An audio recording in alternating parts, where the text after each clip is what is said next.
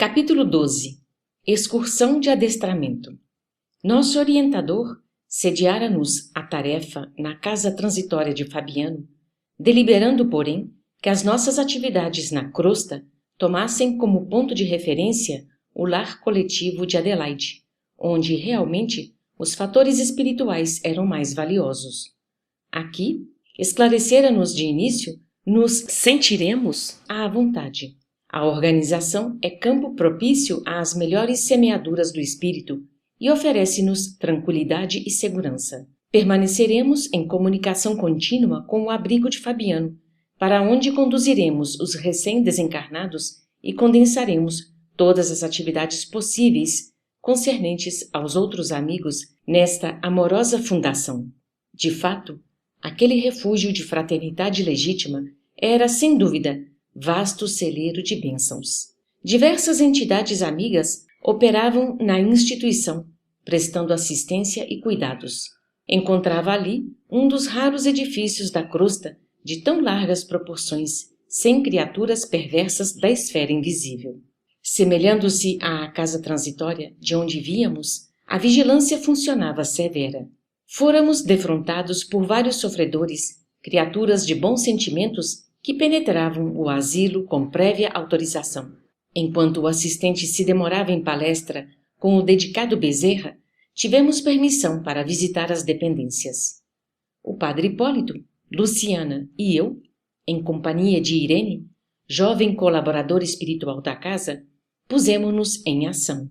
Em todos os compartimentos havia luz de nosso plano, indicando a abundância dos pensamentos salutares e construtivos de todas as mentes que ali se entrelaçavam na mesma comunhão de ideal. Chegados à sala das reuniões populares, nossa nova amiguinha explicou: esta é a região do abrigo que nos força a serviço mais árduo, receptáculo das emanações mentais e dos pedidos silenciosos de toda a gente que nos visita.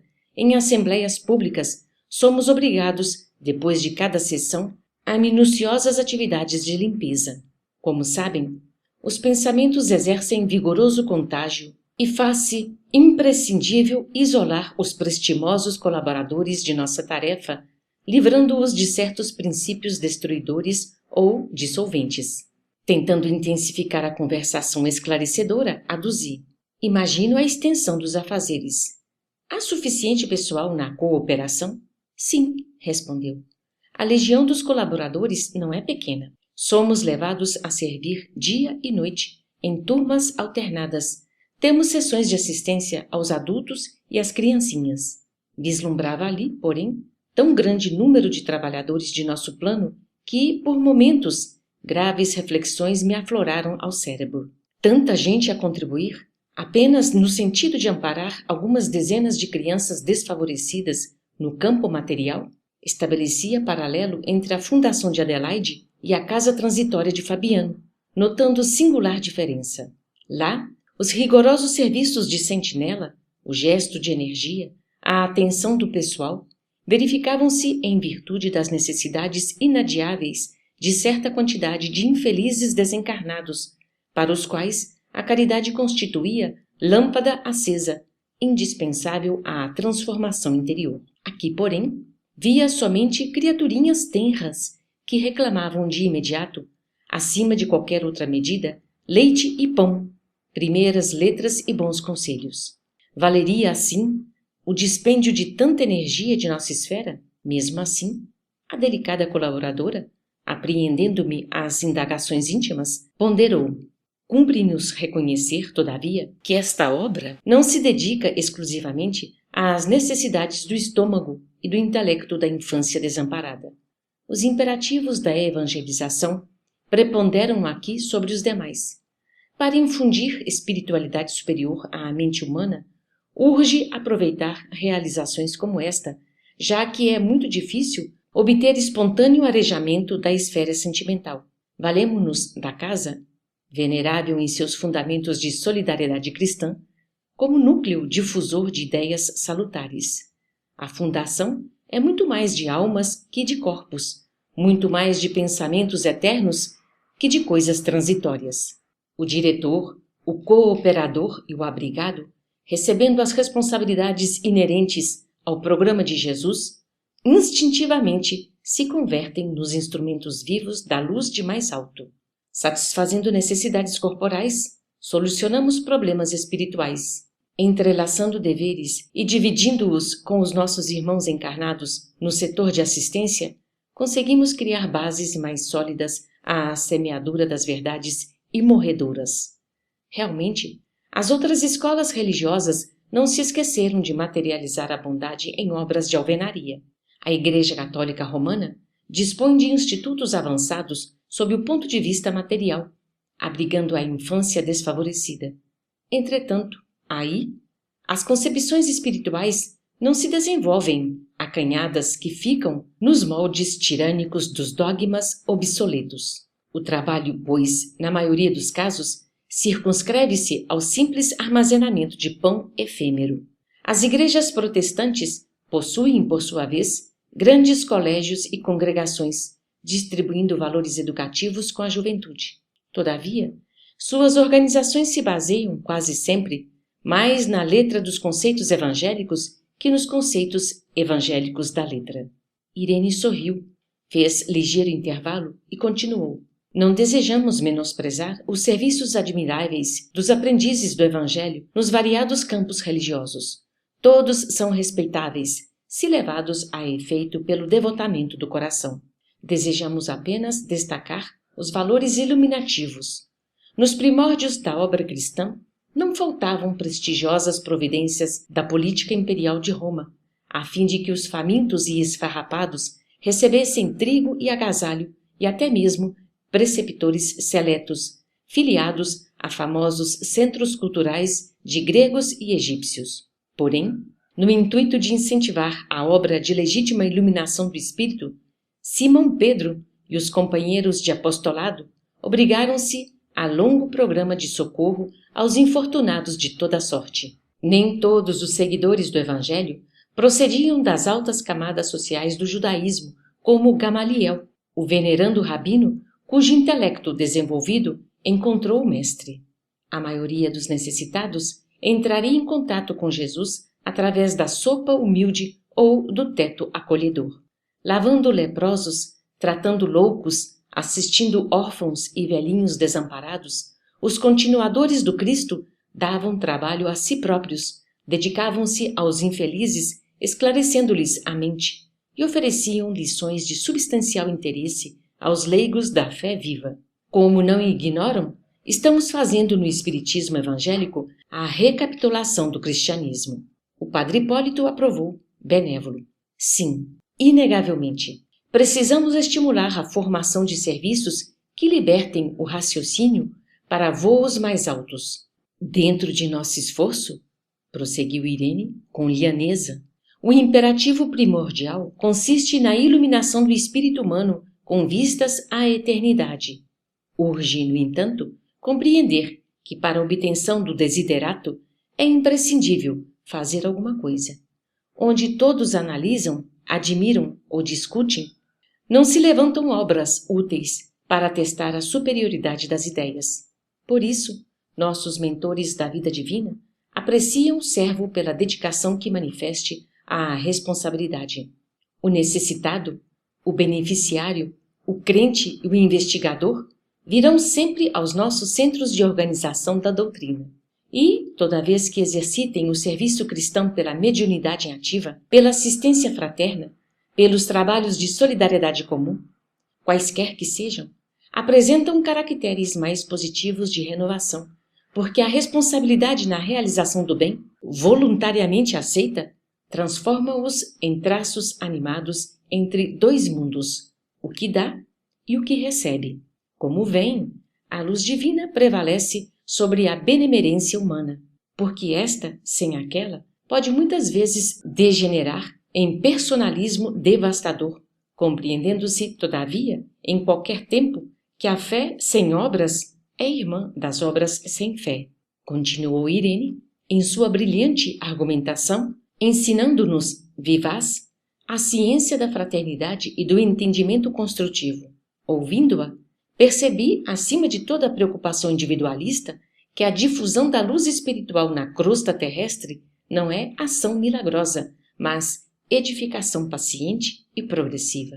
As casas de benemerência social, sobre as águas pesadas do pensamento humano, funcionam como grandes navios de abastecimento à coletividade faminta de luz e necessitada de princípios renovadores. Passei a ver o estômago dos pequeninos em plano secundário, porque era a claridade positiva do Evangelho que inundava agora minha alma, convidando-me à contemplação feliz do futuro maior.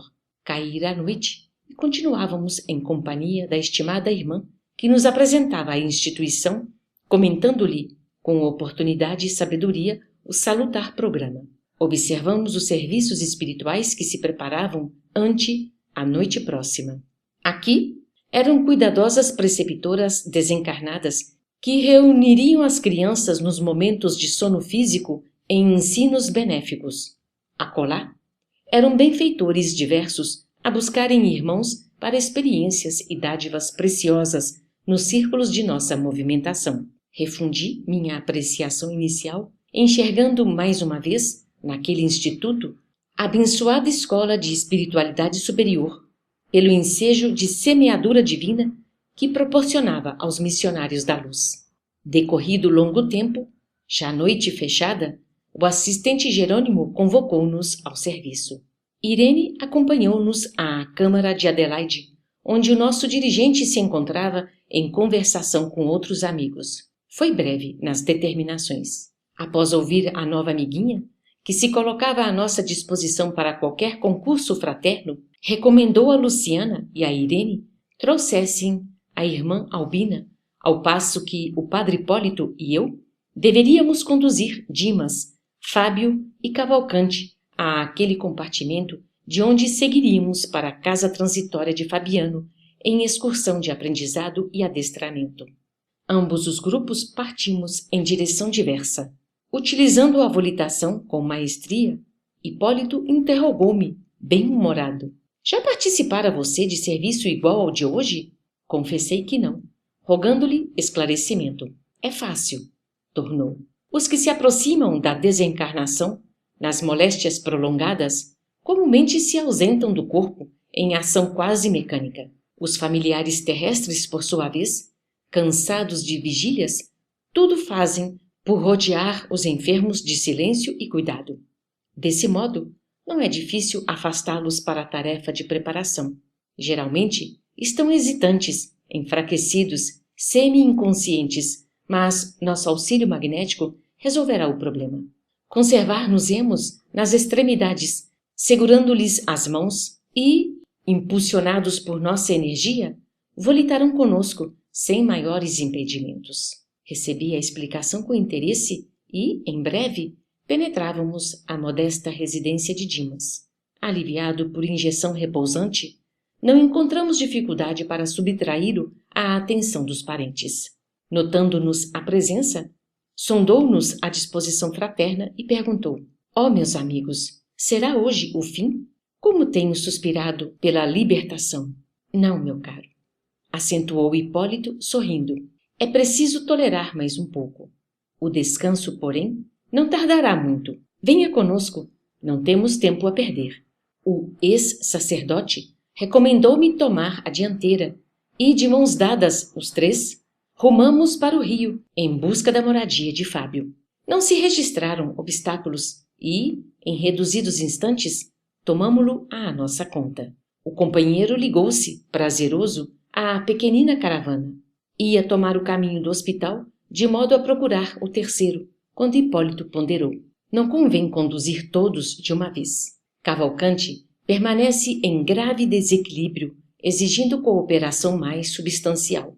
Em vista disso, buscá-lo-emos na segunda viagem. Lembrando-lhe os desvarios, não tive recurso senão concordar. De regresso à Câmara de Adelaide, encontramos os demais à nossa espera. Irene e Luciana haviam trazido Albina para os trabalhos preparatórios. Sem perda de tempo, demandamos a grande casa de saúde em busca de Cavalcante. Hipólito adivinhara. O doente mostrava-se muito aflito. Bonifácio, ao lado dele, cooperava devotadamente conosco para desprendê-lo temporariamente do corpo oprimido. O enfermo, no entanto, se deixara tomar por horríveis impressões de medo, dificultando os nossos melhores esforços. Após trabalho ingente de magnetização do vago e, em seguida, a administração de certos agentes anestesiantes, destinados a propiciar-lhe brando sono, retiramo-lo do corpo, que permaneceu sob os cuidados de Bonifácio. Em minutos rápidos, punhamo-nos de regresso. Com a quiescência de Jerônimo, alguns amigos dos enfermos acompanhar-nos-iam à casa transitória. Dos 5 doentes, Adelaide e Fábio eram os únicos que revelavam consciência mais nítida da situação.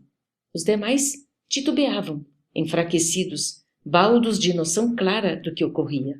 O assistente organizou a corrente magnética, tomando posição guiadora.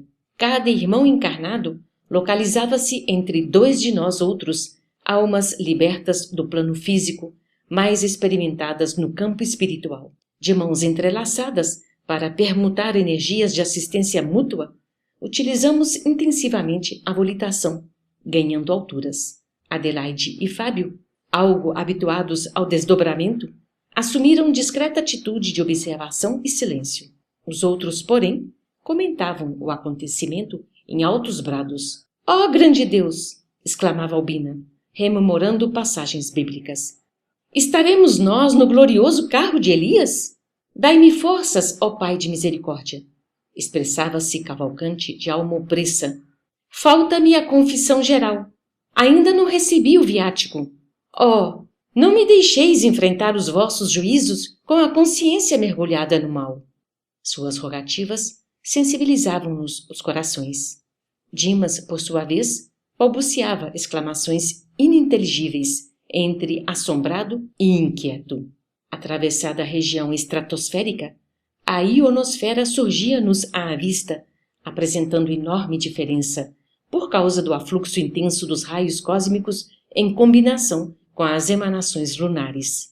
Espantado, Dimas perguntou em voz alta: «Que rio é este?» «Ah, tenho medo!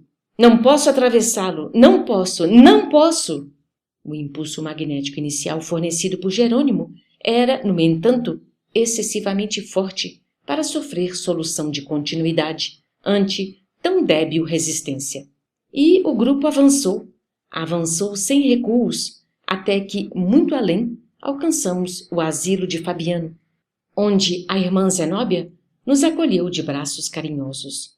Congregávamo-nos, todos nós, os componentes da missão socorrista, os enfermos e mais 6 amigos desses últimos, detentores de elevados conhecimentos.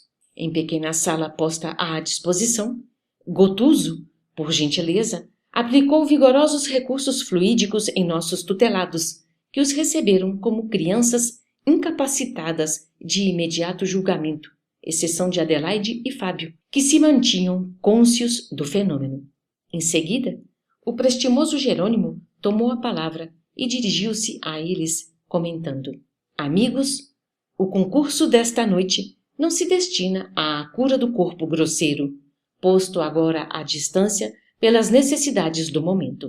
Tentamos revigorar-vos o organismo espiritual, preparando-vos o desligamento definitivo, sem alarmes de dor alucinatória. Devo confessar-vos que, retomando o vaso físico, experimentareis natural piora de vossas sensações, agravando-se-vos a tortura, porque os remédios para a alma, na presente situação, intensificam os males da carne. Certificai-vos, portanto, de que as providências desta hora constituem ajuda efetiva à libertação. De retorno ao antigo ninho doméstico, encerrada esta primeira excursão de adestramento, encontrareis mais tristeza no terreno da crosta, mais angústia nas células físicas, mais inquietude no coração, porque a vossa mente, no processo das recordações instintivas, terá fixado, com maior ou menor intensidade, o contentamento sublime deste instante. Preparai-vos, pois, para vir até nós. Solucionai os derradeiros problemas terrestres e confiai na proteção divina. Logo após, verificou-se breve intervalo, durante o qual permaneceríamos à vontade. O assistente fora rápido nas explicações, esclarecendo-nos que condensava os assuntos em curtas sentenças, atendendo à incapacidade mental dos beneficiários, impotentes ainda para penetrar o sentido das longas dissertações. Com efeito, os companheiros recebiam parcialmente o alentador aviso. Eram atingidos pelo socorro magnético positivo, mas as ideias que faziam do acontecimento eram muito diversas entre si. Cavalcanti, com a expressão ingênua de um menino, chamou-me em particular, indagando se estávamos no paraíso. Sentia-se aliviado, feliz. A alegria enorme banhava-lhe o coração. E, contente, reconfortado, acentuava: não será aqui o céu? Não consegui fazer-lhe sentir o contrário. Albina lembrava cenas bíblicas em suas interpretações literais do texto sagrado. Depois de observar o nevoeiro exterior, circunspecta, perguntou a Luciana se aquela era a casa do Senhor, mencionada no capítulo 8º do primeiro livro dos Reis, em vista da nuvem de matéria densa que cercava a paisagem. Dentre os espiritistas, Adelaide e Fábio entregavam-se à reserva feliz da oração, mas Dimas, embriagado de felicidade pelo provisório alívio, abeirou-se, curioso, do padre Hipólito e inquiriu se a zona representava alguma dependência venturosa de Marte. O ex-sacerdote esboçou largo sorriso e respondeu, complacente: não, meu amigo, isto aqui ainda é a Terra mesma. Estamos muito longe dos outros planetas. Trocamos inteligente olhar que traduzia bom humor. Antes de nossas considerações, talvez desnecessárias, Jerônimo interveio, acrescentando: o plano impressivo da mente grava as imagens dos preconceitos e dogmas religiosos com singular consistência. A transformação compulsória pelo decesso reintegrará a criatura no patrimônio de suas faculdades superiores. O trabalho, porém, não pode ser brusco, sob pena de ocasionar desastres emocionais de graves consequências. Urge considerar a necessidade da medida, isto é, da gradação. E, fitando-nos mais agudamente, prosseguiu: há, contudo, observação valiosa a destacar. Como vemos, não é a rotulagem externa que socorre o crente nas supremas horas evolutivas. É justamente a sementeira do esforço próprio, nos serviços da sabedoria e do amor, que frutifica, no instante oportuno, através de providências intercessórias ou de compensações espontâneas da lei, que manda entregar as respostas do céu a cada um por suas obras. Todo lugar do universo, portanto, pode ser convertido em santuário de luz eterna, desde que a execução dos divinos desígnios seja a alegria de nossa própria vontade. Finda a colheita de preciosos ensinamentos, começamos a regressar, terminando assim a nossa feliz excursão. Devolvendo os enfermos aos leitos de origem, verificamos as impressões diferentes de cada um. Fábio demonstrava infinito conforto no campo íntimo. Cavalcanti acordou, no organismo de carne, pensando em recorrer à Eucaristia pela manhã. E Dimas, ao despertar, junto de nós, chamou a esposa e afirmou em voz fraca: oh, como foi maravilhoso o meu sonho de agora! Vi-me à beira de rio caudaloso e brilhante, que atravessei com o auxílio de benfeitores invisíveis, chegando em seguida à grande casa, cheia de luz. Pousou a descarnada mão na testa úmida e exclamou: ah, como desejaria lembrar-me de tudo! Tenho a impressão de que visitei um mundo feliz, recebendo ensinamentos de grande significação. Mas a cabeça falha.